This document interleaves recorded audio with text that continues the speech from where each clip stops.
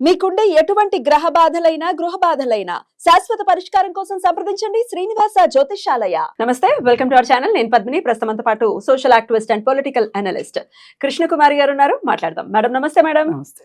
Madam, Lokesh గారు, నారా లోకేష్ గారి రాజకీయ ప్రస్తావన గురించి ఒకవేళ మాట్లాడుకోవాల్సి వస్తే, ఆయనని ఎంతలా గేలీ చేసిందో రాజకీయ రంగాల్లో ఉన్న వాళ్ళు ఎంతమంది గేలీ చేశారో మనకు తెలిసిందే. పప్పు పప్పు అంటూ ఆయనని హేళన చేసినటువంటి విధానం, ఆయన ఒక స్ట్రాంగ్ లీడర్గా మారినటువంటి ఆయనను చూస్తే చాలా ఆశ్చర్యపరుస్తుంటారు. అయితే చాలా మంది అనేది ఏంటి అంటే, చంద్రబాబు నాయుడు గారు ఉన్నారు కాబట్టి ఆ ఛామ్ ఉంది, ఆయన ఉన్నంత వరకే ఆ ఛామ్ ఉంటుంది, ఆయనలో ఉండేటటువంటి ఆ క్వాలిటీ జస్ట్ ఆయన వాళ్ళ నాన్నగారిని బేస్ చేసుకుని మాత్రమే ఉంది అని చెప్పేవాళ్ళు లేకపోలేదు.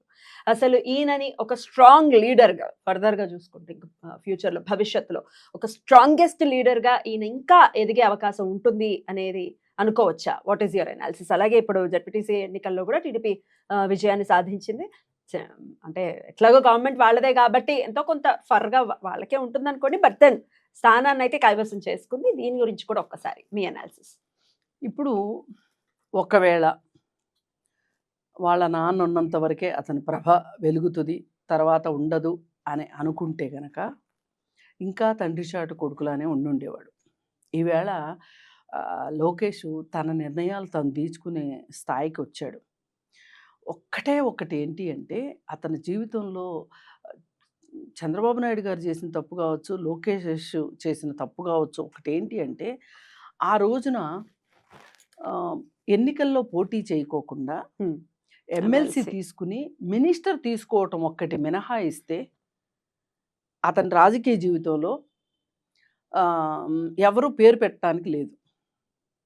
లోకేష్ అంటే ఎదగాలి.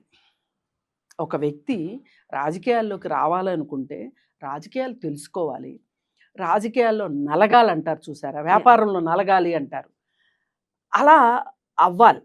అవ్వకుండా అతను డైరెక్ట్గా రావడం ఒక పొరపాటు జరిగింది తప్పితే మిగతా అంతా అతను బాగా ఎదుగుతున్నట్టు లెక్క. ఎదిగేశాడు అని అనడం తప్పు. ఎందుకంటే ఈ రోజుకి చంద్రబాబు నాయుడు గారు నిత్య విద్యార్థిలాగా నేర్చుకుంటూ ఉంటారు, ప్రాక్టీస్లో పెడుతూ ఉంటారు. డెవలప్మెంట్ విషయంలో కావచ్చు, కొత్త టెక్నాలజీ నేర్చుకునే విషయంలో కావచ్చు. ఇవాళ బహుశా ఇండియా మొత్తం మీద టెక్నాలజీ గురించి మాట్లాడగలిగిన ఆ ఏజ్ నాయకులు కావచ్చు, ఆయనకంటే తక్కువ ఏజ్ నాయకులు సీఎంని కనుక లెక్కలోకి తీస్తే number 1 CM Chandrababu Naidu. Technology విషయం ఆయనకి కొత్త టెక్నాలజీ నేర్చుకోవటం కావచ్చు, డెవలప్మెంట్ గురించి నిత్య విద్యార్థిలాగా శోధించటం కావచ్చు, పరిశోధించటం కావచ్చు, చెయ్యాలనే ఎంత చేస్తున్నారనేది పక్కన పెట్టండి. అసలు విల్ అండ్ విష్ ఉందా లేదా, విజన్ ఉందా లేదా, దానికోసం ఆలోచిస్తున్నాడా, తపన పడుతున్నాడా లేదా అనేది గనక చూసుకుంటే హీస్ ద నంబర్ 1. ఇప్పుడు కేజ్రీవాల్ కూడా అలాగే చేశారు. ఏ మాటకా మాట. కేజ్రీవాల్ చదువుకున్నవాడు, ఐఆర్ఎస్ ఆఫీసర్గా ఉన్న వ్యక్తి, లెక్కడొక్క తెలిసిన వ్యక్తి. పైగా ఢిల్లీ వాతావరణం వేరండి ఎప్పుడైనా సరే. రాజధాని నగరం ఢిల్లీ వాతావరణం వేరు, మనకి ఇక్కడ ఆంధ్రప్రదేశ్ వాతావరణం వేరు. ఈ వాతావరణంలో ఈ విధంగా ఒక వ్యక్తి డెవలప్ అవ్వడము, ప్రపంచ వ్యాపారవేత్తలతోటి వాళ్ళ దగ్గర నేర్చుకోవాలనుకోవటం, వాళ్ళ సరసన కూర్చుని వాళ్ళని ఆహ్వానించటం కావచ్చు, ఏవైనా చాలా బాగా చేశారని చెప్పుకోవచ్చు. అయితే ఆయనకి ఇంత టెక్నాలజీకి వెనక వెన్నుదన్నుగా ఉంది లోకేష్ అని చాలా మందికి తెలియదు. ఆయనకి ఇంట్రెస్ట్ ఉంది, కాదని ఎవ్వరు అనట్లేదు. కానీ అప్డేట్ అవ్వడం ఉంది చూసారా, అప్డేట్ అవ్వాలని ఉన్నప్పటికీ కూడా అయ్యే అవకాశాలు ఉండటం కూడా అంత ఈజీ కాదు. ఎగ్జాక్ట్లీ. ఇప్పుడు ఇతను అమెరికాలో చదువుకుని వచ్చాడు, స్టాన్ఫోర్డ్లో చదువుకుని వచ్చాడు. అక్కడికి రకరకాల దేశాల స్టూడెంట్స్ వస్తారు. ఎంత అవునన్నా కాదన్నా రకరకాల మనుషులతోటి మెలిగినప్పుడు వాళ్ళకు వచ్చే జ్ఞానం అని కాదు కానీ విషయ పరిజ్ఞానం వేరే ఉంటుంది. వాస్ట్ గా ఉంటుంది కదా, విషయాలు రకరకాల. విషయాలు Exactly. తెలుస్తాయి, సమాచారం తెలుస్తుంది. Exactly. ఇవాళ ఈ 21వ శతాబ్దంలో ఏ వ్యక్తికైనా నిజమైన ఆస్తి ఏంటి అంటే ఇన్ఫర్మేషన్. ఆ ఇన్ఫర్మేషన్ టెక్నాలజికల్ ఇన్ఫర్మేషనా, ఇంకొక ఇన్ఫర్మేషనా అనవసరం. ఇవాళ ఇన్ఫర్మేషనే పెద్ద ఆస్తి. అయితే ఆ ఇన్ఫర్మేషను ఇలా గ్లోబల్గా తిరిగిన వాళ్ళ దగ్గర ఆ ఇన్ఫర్మేషను వేరుగా ఉంటుంది. ఇవాళ అతను ఐటీ మినిస్టర్గా ఉన్నాడు. ఫర్ ఎగ్జాంపుల్ చెప్తున్నా, లాస్ట్ టర్మ్లో గుడివాడ అమర్నాథ్ ఐటీ మినిస్టర్గా ఉన్నాడు.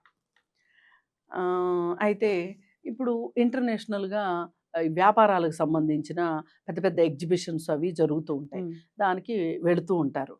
అయితే అలాంటి మీటింగులు ఎప్పుడున్నా సరే చంద్రబాబు నాయుడు గారు తప్పకుండా వెళ్ళేవాళ్ళు. అలాగే అంతకుముందు లోకేష్ కూడా వెళ్ళున్నాడు. అయితే గుడివాడ అమర్నాథ్ని అడిగితే అక్కడ -డిగ్రీలు చలి ఉంటుందండి, అందుకే వెళ్ళలేదు అని చెప్పాడు. అది చాలా చాలా నవ్వుల పాలైన విషయం. అది మామూలు నవ్వుల పాలు కాదు. అదే టైంలో ఇక్కడ తెలంగాణలో కేటీఆర్ ఐటీ మినిస్టర్గా ఉన్నాడు. కేటీఆర్ ప్రతి మీటింగ్కి వెళ్ళేవాడు. పైగా వెళుతూ అతను ఏమనేవాడంటే, కేటీఆర్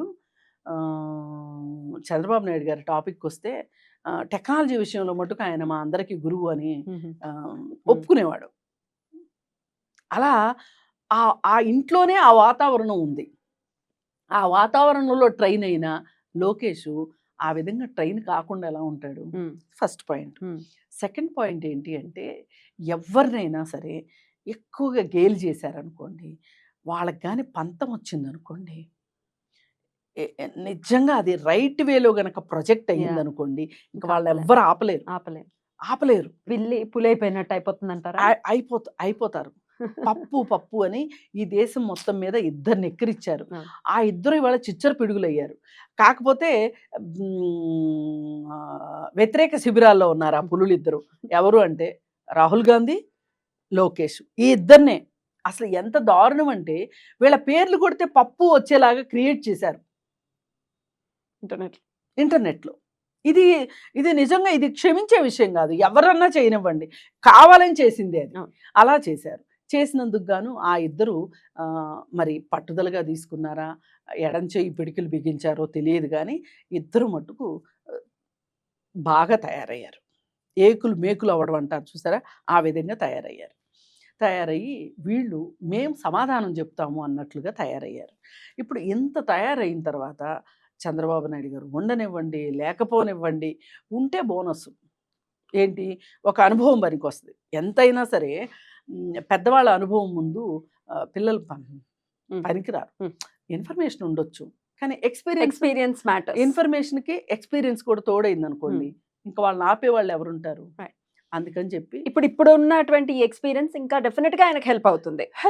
ఖచ్చితంగా లోకేష్ గారికి హెల్ప్ అవుతుంది. అసలు అతను రాజకీయాల్లోకి రావాలని అనుకోలే. నిజానికి అతను బ్యాక్ ఎండ్లో ఉండే వర్క్ చేద్దాం అనుకున్నాడు. అతను వచ్చిన రోజును కూడా అందరూ ఇలాగే మాట్లాడుకున్నారు. ఎందుకు అనవసరంగా వచ్చాడు రాజకీయాల్లోకి, ఎందుకు వచ్చాడు రాజకీయాల్లోకి అనుకున్నారు. అసలు 4 ముక్కలు సరిగా మాట్లాడలేకపోయేవాడు.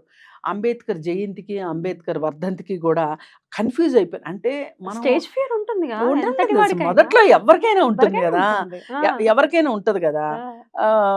మరి అలాంటప్పుడు ఆయన ఆ విధంగా మాట్లాడి ఎగతాళి పడి కూడా చివరికి నవ్విన నాపచేను బండినట్లు ఇవాళ చాలా గట్టిగా తయారయ్యాడని చెప్పుకోవచ్చు. ఫ్యూచర్ లో కూడా మరి ఇంకా స్ట్రాంగ్ లీడర్ గా ఎమర్జ్ అవుతారని అనుకోవచ్చా? ఇప్పుడు రాజకీయాల్లో ఉంటే ఎందుకు అవరండి.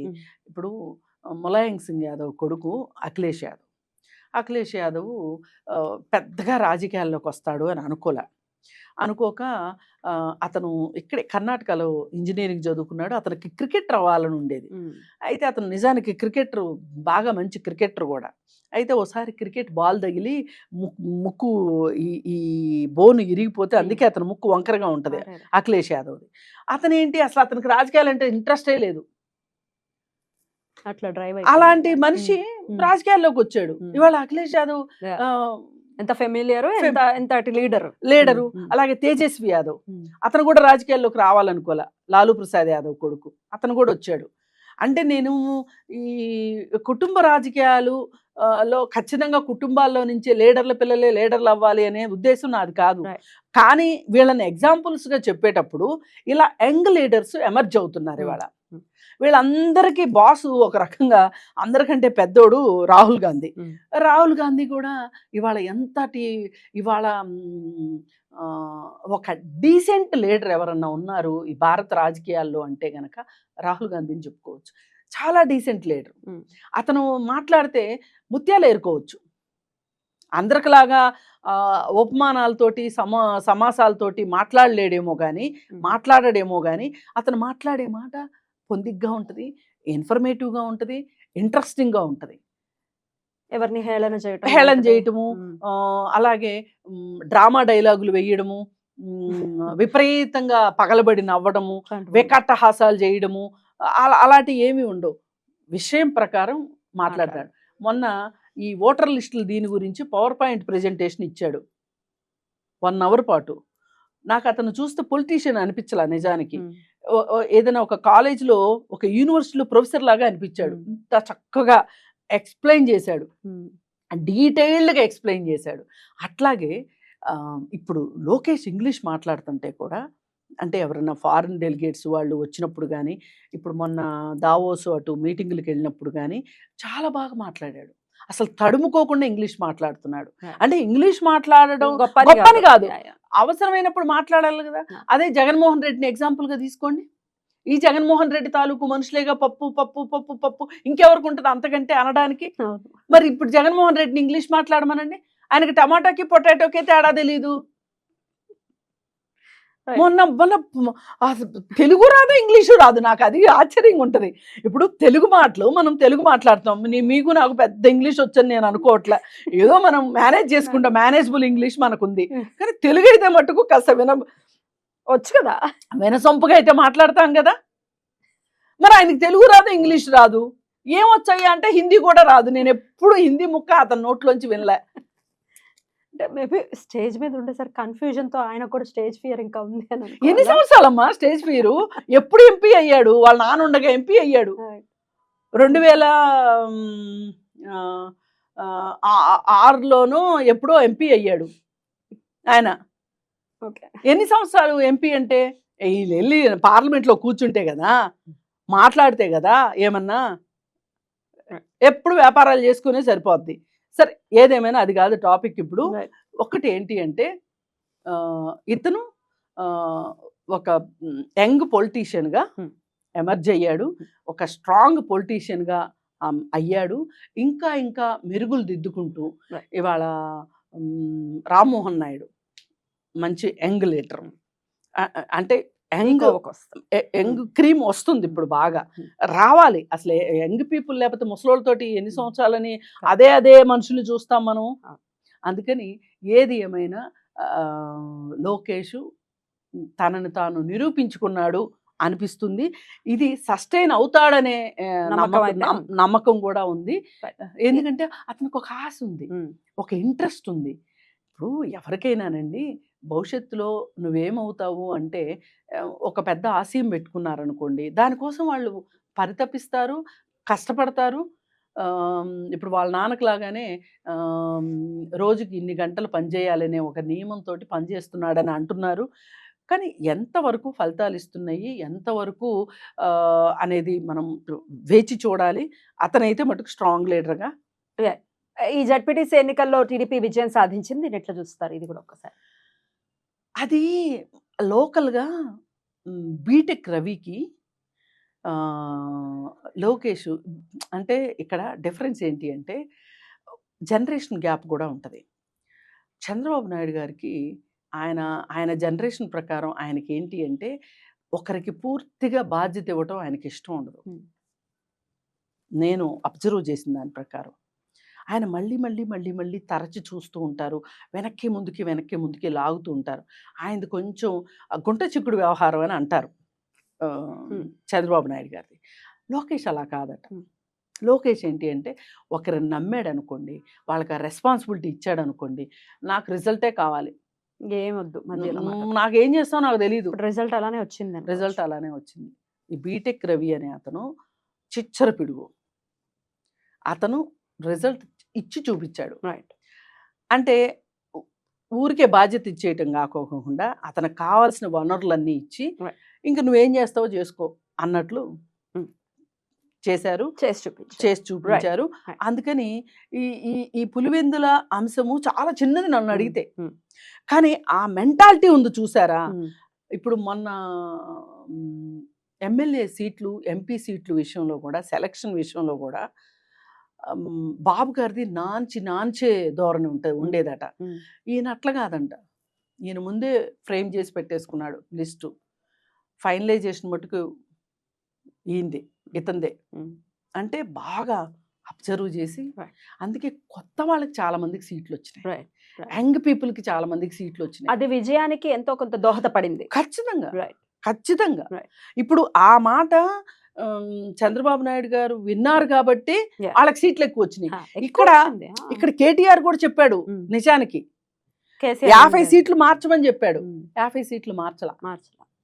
మార్చినందుకు కేసీఆర్ ఓడిపోయాడు. Right. అవే నిర్ణాయకమైనవి, అంటే గెలుపుని మలుపు తిప్పేసింది. డెఫినెట్లీ. అట్లాగే ఈ రకంగా చూసుకుంటే మటుకు లోకేష్ గ్రాఫ్ పైకే వెళ్తుంది అనిపిస్తుంది. Right madam, thank you so very much. నమస్తే.